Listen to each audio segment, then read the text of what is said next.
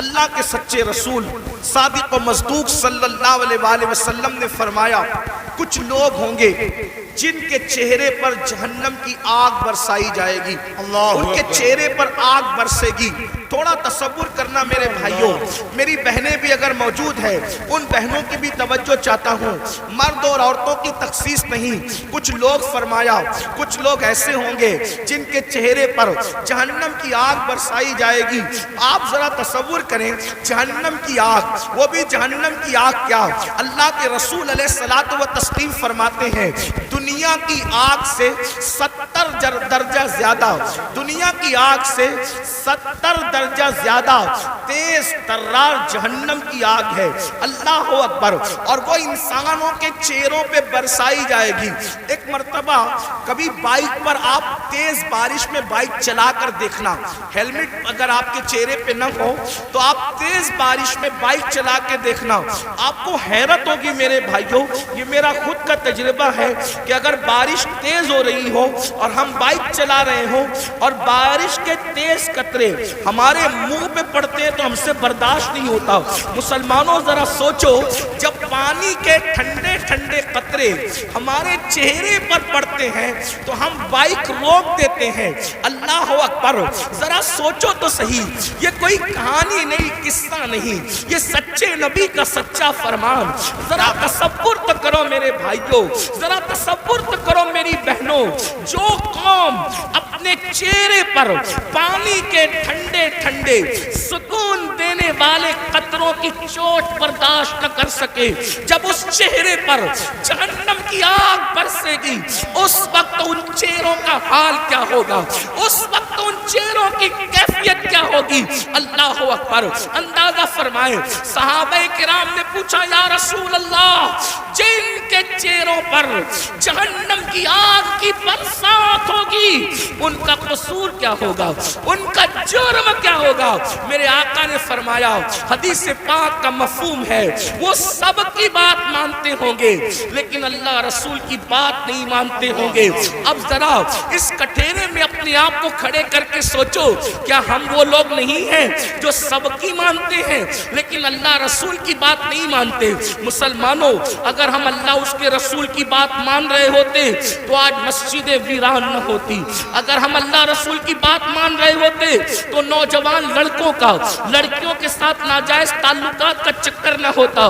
بڑی معذرت کے ساتھ ہمیں یہ بات کرنے میں اچھا بھی نہیں لگتا لیکن مجبور ہے، کریں کیا، حالات کتنے بگڑ چکے ہیں۔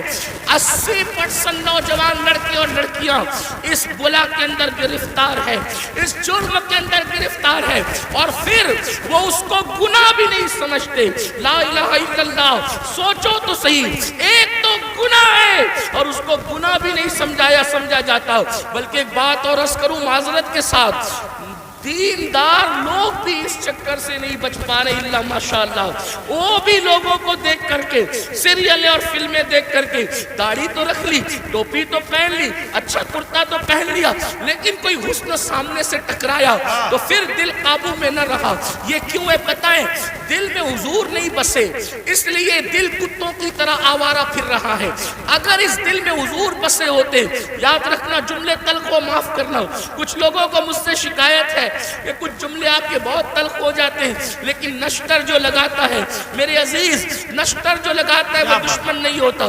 اگر میں کوئی خطیب ہوتا، اگر میں کوئی خطیب ہوتا، اگر میں کوئی ادیب ہوتا، اگر کوئی محقق ہوتا تو میں جملے سجا کر کے بولتا، لیکن یہ میری تقریر نہیں، میری خطابت نہیں، یہ میرے دل کی آو فغاں ہے، اور آو فغاں سجا اور سنوار کر کے نہیں نکلتی، بلکہ جب چوٹ لگتی ہے تو پھر انداز کچھ بھی ہو سکتا ہے۔ بتاؤ، رسول اللہ کے ساتھ یہی وفا کا طریقہ ہے، حضور کے ساتھ یہی محبت کا طریقہ ہے، سب کی بات مانتے ہو، حضور کی نہیں مانتے۔ اللہ اکبر، اگر پولیس والے اعلان کر دیں 10 کے بعد مائک نہیں چلے گا، بولو مائک تم بند کرتے ہو کہ نہیں کرتے ہو؟ 10 کے بعد تم گھر سے نہیں نکلو گے، کرفیو لگ گیا، کوئی نکلتا ہے گھر کے باہر؟ حیرت ہے، اچھا کرتے ہو پولیس کی بات سنتے ہو، مجھے اس پہ اعتراض نہیں، لیکن آپ سے پوچھتا ہوں، پولیس کی مانا اپنے نبی کی کب مانو گے؟ ڈاکٹر کی مانا اپنے نبی کی کب مانو گے؟ اگر تمہارا نام پولیس کی ڈائری میں لکھ دیا گیا جیل جانے کا خطرہ ہے تو تمہاری نیندیں اڑ جاتی ہے، اور رسول اللہ نے فرمایا جس نے جان بوجھ بوجھ کر ایک وقت کی نماز چھوڑ دی، اس کا نام جہنم کے دروازے پہ لکھ دیا جاتا ہے۔ پولیس کے رجسٹر میں نام آئے تو تمہاری نیند اڑ جاتی ہے، جبکہ کوئی بھاری بھرکم آدمی لے جاؤ تو نام کٹ سکتا ہے، رشوت دے دو تو نام کٹ سکتا ہے، دباؤ لاؤ تو نام کٹ سکتا ہے، لیکن اللہ اکبر، جہنم کے دروازے پہ لکھا ہوا نام کوئی کارپوریٹر کٹوا سکتا ہے، کوئی عالم کٹوا سکتا ہے، کوئی رشوت کٹوا سکتی ہے۔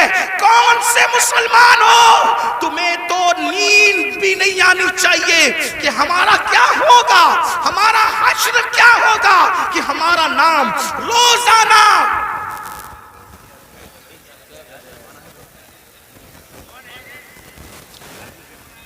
کوئی بات نہیں،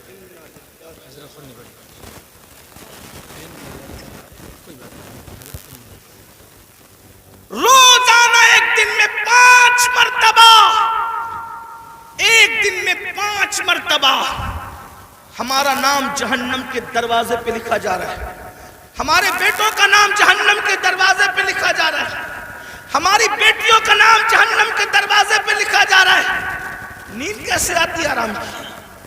نیند کیسے آتی ہے؟ ہنستا ہے مسلمان، یہ مولانا لوگ کا تو کام ہی ہے۔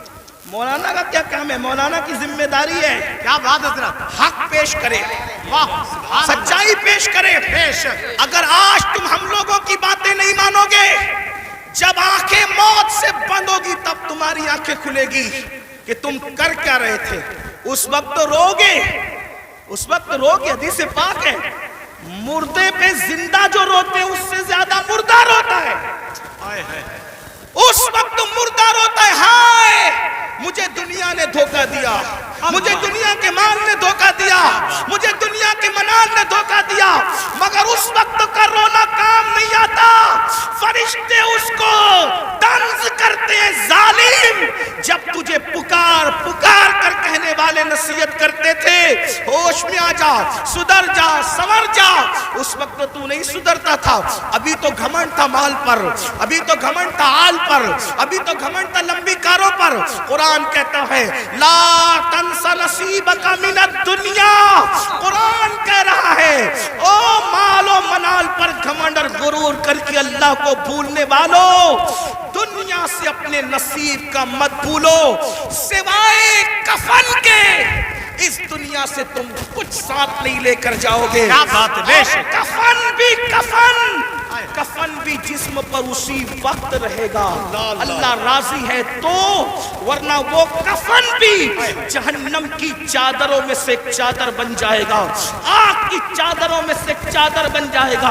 دنیا کو دیکھتے دیکھتے تم کیوں آوارگی کر رہے ہو؟ ان کے یہاں مرنے کے بعد اٹھنے کا کوئی تصور نہیں ہے۔ جو قوم آوارگی کرتی ہے وہ سوچتے ہیں مرنے کے بعد ہمیں آگ میں ڈال دیا گیا، قصہ ختم ہو گیا۔ ہمارے یہاں قصہ ختم نہیں ہوتا، پیدائش سے قصہ شروع نہیں ہوتا، موت پہ قصہ ختم نہیں ہوتا۔ بلکہ ایک بات کہوں، ہمارے مذہب میں جو اللہ رسول کا وفادار بن جائے اس کے لیے دنیا جتنی خوبصورت ہے اس سے زیادہ خوبصورت اس کی قبر ہے، اور اس سے زیادہ خوبصورت میدان محشر ہے، اور اس سے زیادہ خوبصورت اس کی آخرت ہے۔ وجہ یہ ہے کہ دنیا میں اتنا لمبا سفر کرو تو صرف گنبد نظر آتا ہے، اور قبر میں جاؤ تو گنبد والے محمد الرسول اللہ کا جلوہ نظر آتا ہے۔ نعرہ تکبیر، نعرہ رسالت، نعرہ حیدری، فیضان غوث اعظم، مسلک اعلی حضرت، زندہ باد زندہ باد۔ اس لیے میں اپنے جوانوں سے کہتا ہوں کہ حج کو جانے سے جتنی خوشی ہوتی ہے اس سے زیادہ خوشی مر جانے میں ہونا چاہیے، کہ حج کو جانے پہ کعبہ نظر آتا ہے، مر جانے پہ کعبے کا کعبہ نظر آتا ہے۔ ارے زندہ باد زندہ باد۔ میرے امام کہتے ہیں قبر میں لہرائیں گے تا حشر چشم نور کے، جلوہ فرما ہوگی جب طلعت رسول اللہ۔ کیا مقام ہے قبر کا، لیکن کس کے لیے؟ وفاداروں کے لیے، زانیوں کے لیے نہیں، سود کے دھندے کرنے والوں کے لیے نہیں، نہیں، نرم نرم گدوں پہ لیٹ کر کے زنا کی فلمیں دیکھنے والوں کے لیے نہیں، اپنے مال کو حرام کاموں پہ خرچ کرنے والوں کے لیے نہیں، اپنے مال سے کسی پہ ظلم کرنے والوں کے لیے نہیں، اپنے مال سے فرعون اور فرعونیت جیسے دعوے کرنے والوں کے لیے نہیں، اپنے مال کے غرور میں مسجدوں کو ویران کرنے والوں کے لیے نہیں، علماء کا مذاق اڑانے والوں کے لیے نہیں، علماء کو حقیر جاننے والوں کے لیے نہیں، دین کا مذاق اڑانے والوں کے لیے نہیں۔ جو نبی کا وفادار ہے اس کی قبر جنت کے باغوں میں سے باغ ہے۔ حضور آئیں گے اور قبر جگمگائیں گے، سوچو تو صحیح، اللہ اکبر، حضور کہاں آئیں گے نہیں آئیں گے کوئی گارنٹی نہیں ہے، لیکن وفادار کی قبر جگمگانے کے لیے ضرور تشریف لائیں گے۔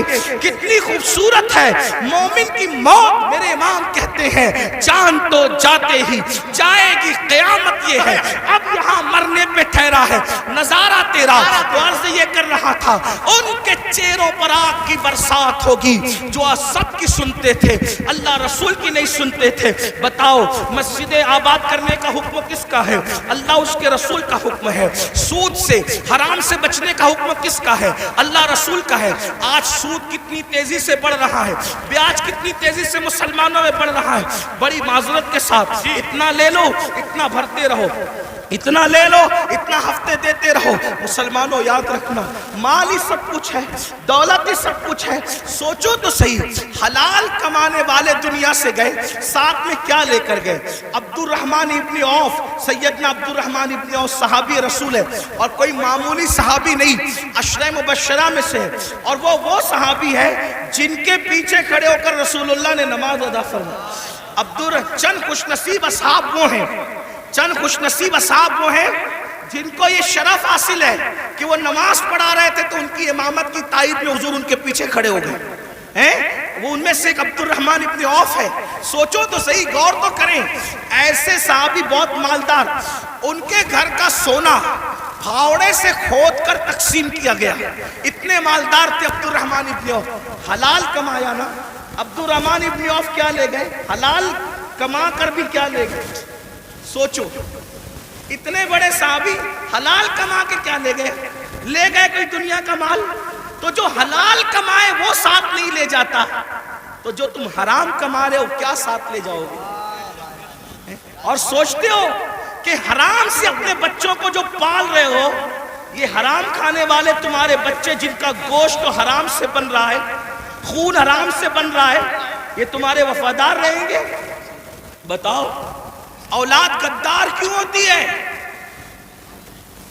آج بڑی سے بڑی اسکول میں پڑھا رہے ہو پھر بھی اولاد غدار ہے، بڑے بڑے شہروں میں بڑے بڑے کالجز میں بیٹھتے ہو پھر بھی اولاد غدار ہے۔ کیوں؟ اس لیے کہ تعلیم تو اچھی ہے، لیکن جو حرام کا خون اور حرام کا گوشت ہے وہ وفادار بننے نہیں دیتا کسی کو۔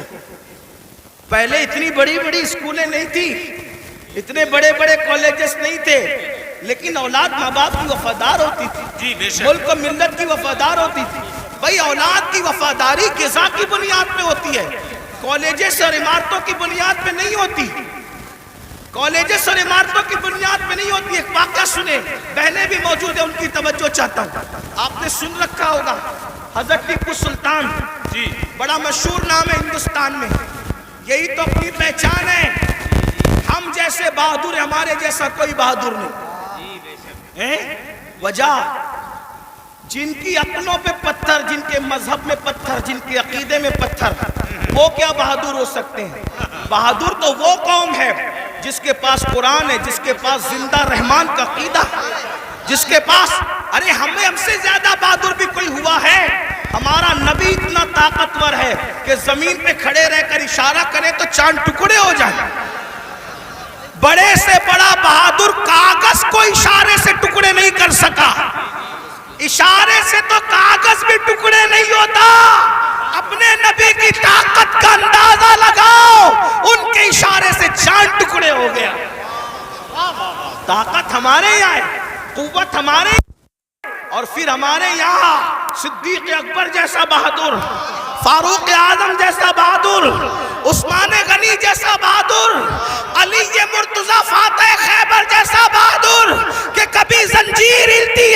علی در کانپ جاتا ہے، علی کا نام سن کر اب بھی خیبر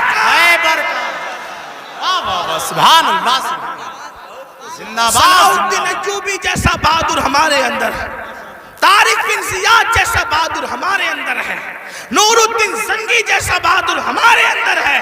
یہ بہادروں کی ایک فہرست ہے ہمارے پاس۔ تو ٹیپو سلطان بھی بڑا بہادر، جب تک سلطان زندہ تھے انگریزوں کی ہمت نہیں ہوئی کہ کہہ سکے کہ بھارت ہندوستان ہمارا ہے۔ جب سلطان کی شہادت ہوئی تب ان کو ہمت ہوئی کہ آج سے ہندوستان ہمارا ہے۔ آپ کیا سمجھتے ہیں؟ یہ بات بھی بتا دوں، بہادری کب آتی ہے اور بزدلی کب آتی ہے؟ جی عشق رسول انسان کو بہادر کرتا ہے بے شک بے شک اور گناہ انسان کو بزدل کرتا ہے۔ سچ ہے یہ حق جب تک مسلمان عاشق رسول تھے، سچے بہادر تھے، جب سے گناہ کرنے لگے بزدل ہوئے۔ اب سائے سے بھی ڈرتے ہیں، چھپکلی سے بھی ڈرتے ہیں، کتوں سے بھی ڈرتے ہیں۔ اسی لیے تو کتے تمہیں ڈرا رہے ہیں۔ کیا اشارہ ہے جب تک تم کتوں سے نہیں ڈرتے تھے، بہادر تھے، کتوں میں ہمت نہیں تھی تمہیں ڈرانے کی۔ جب سے تم گناہ کر کے بزدل ہوئے، چھوڑ دو رات میں گندی فلمیں دیکھنا، بستر پہ پاپ کی فلم دیکھنے کی بجائے مصلے پہ رو کے دیکھ، جیسے اصحاب کہف کے پیچھے کتا تم ہلا کے چلا تھا، اب بھی کتے تیرے پیچھے تم ہلاتے ہوئے نہیں۔ نعرہ تکبیر، نعرہ رسالت، نعرہ حیدری، مسلک اعلی حضرت۔ مراد آباد والوں، ہندوستان میں رہنے والے کتے بہادر نہیں ہوئے، تم بزدل ہو گئے۔ بزدلی سے نکلو، کتا پھر کتا ہے۔ میں کسی کو نہیں کہہ رہا ہوں، میں تو کتوں پہ بات کر رہا ہوں۔ امید ہے کہ مراد آباد کے کتے اگر پاس میں بیٹھ کے سن رہے ہیں تو ان کو برا نہیں لگنا چاہیے۔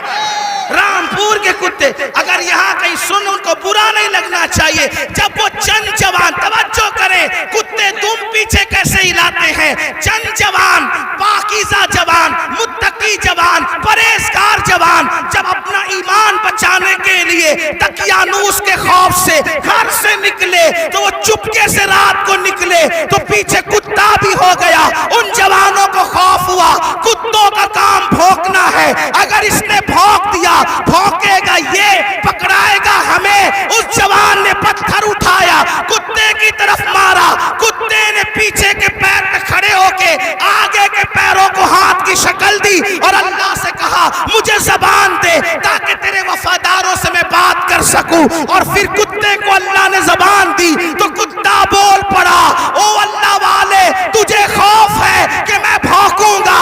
ہم کتے ہیں مگر پتا ہے کس پر بھونکنا چاہیے کس پر نہیں۔ نعرہ تکبیر، نعرہ رسالت، نعرہ حیدری، فیضان غوث اعظم، مسلک اعلی حضرت۔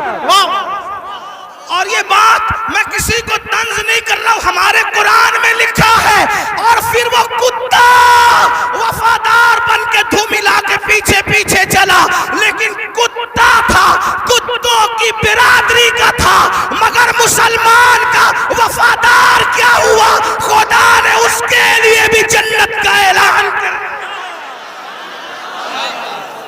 پتا چلا تو کتنا قیمتی ہے مسلمان۔ تو اللہ کا وفادار بن، کتے تیرے وفادار، یعنی اگر تو گناہ چھوڑ دے کتے تجھ پہ بھونکیں گے بھی نہیں۔ کتے نہیں بھونکیں گے تجھ پہ اگر تو سارا مسئلہ گناہ کا ہے۔ ہنسنے کی بات نہیں، گناہ چھوڑو پھر دیکھو زمین تمہاری فرما بردار ہوگی۔ بات دور نکل گئی، عرض کر رہا تھا ایک ایسا وفادار تھا ملک ملت کا، جسے فخر ہے ملک کو ملت کو، اس کو دنیا ٹیپو فتح علی کہتی ہے، جسے ہم ٹیپو سلطان کہتے ہیں۔ بڑا بہادر تھا، جب تک کہ وہ رہا ہمت نہ تھی بزدلوں کی کہہ سکیں کہ ہمارا ہے ہندوستان. اسے شہید کر دیا گیا.